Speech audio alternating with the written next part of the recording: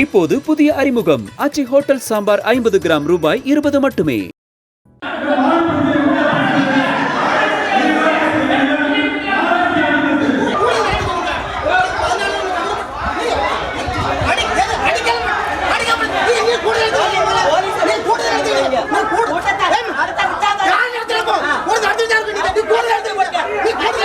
செங்கோட்டை நகராட்சி சாதாரண கூட்டத்தை ஒத்திவைப்பதாக கூறி பாதியில் வெளியேறிய மன்ற தலைவியிடம் கவுன்சிலர்கள் வாக்குவாதத்தில் ஈடுபட்ட நிலையில் ஒருவரை ஒருவர் ஒருமையில் வசைப்பாடி கொண்ட காட்சிகள்தான் இவை.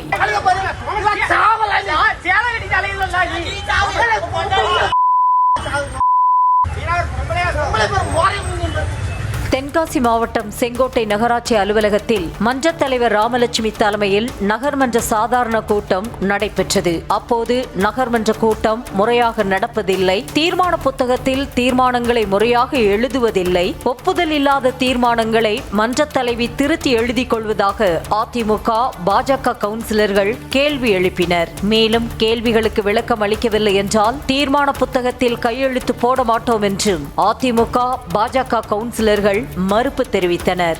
அப்போது நகர்மன்ற தலைவிக்கு ஆதரவாக திமுக கவுன்சிலர்கள் பேசியதால் இரு தரப்புக்கும் இடையே கடும் வாக்குவாதம் ஏற்பட்டது.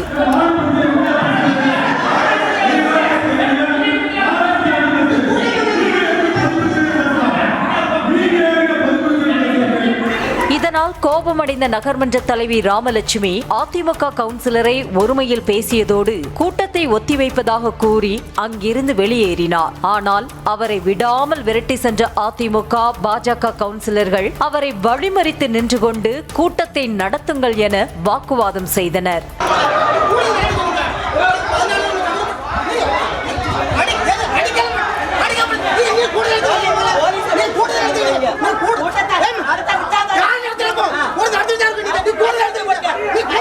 இதனால் மேலும் கோபமடைந்த நகர்மன்ற தலைவி ராமலட்சுமி தீர்மான புத்தகத்தில் கையெழுத்து போடுங்கள், கூட்டத்தை நடத்துகிறேன் என்றும் போலீஸை கூப்பிடுவேன் என்றும் ஆவேசமாக பேசினார். மேலும் நகர்மன்ற தலைவி ராமலட்சுமி மற்றும் கவுன்சிலர்கள் ஒருவரை ஒருவர் ஒருமையில் திட்டிக் கொண்டதால் நகராட்சி அலுவலகமே பரபரப்பாக காட்சியளித்தது.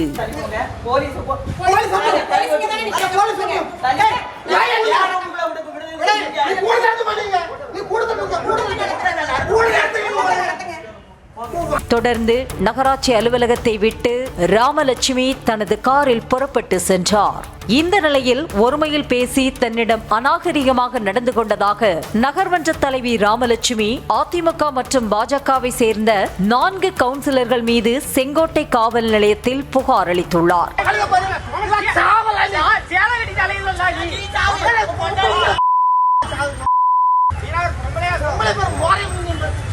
இந்த நிலையில் தீர்மானத்தை வாசிக்கும் போதே மினிட் புத்தகத்தில் எழுத வேண்டும் என்ற தீர்மானத்தை முன்மொழிந்ததாகவும் தனக்கு நேரம் கிடைக்கும் போதுதான் எழுத முடியும் என்று நகர்மன்ற தலைவி ராமலட்சுமி மறுத்ததாகவும் அதிமுக கவுன்சிலர் ஜெகநாதன் தெரிவித்தார். மினிட் புக்கில் நாங்கள் ஒவ்வொரு தீர்மானமாக வாசிக்கும் போது இதில் மினிட் புக்கில் எழுதணும்னு சொல்லி சொன்னாங்க.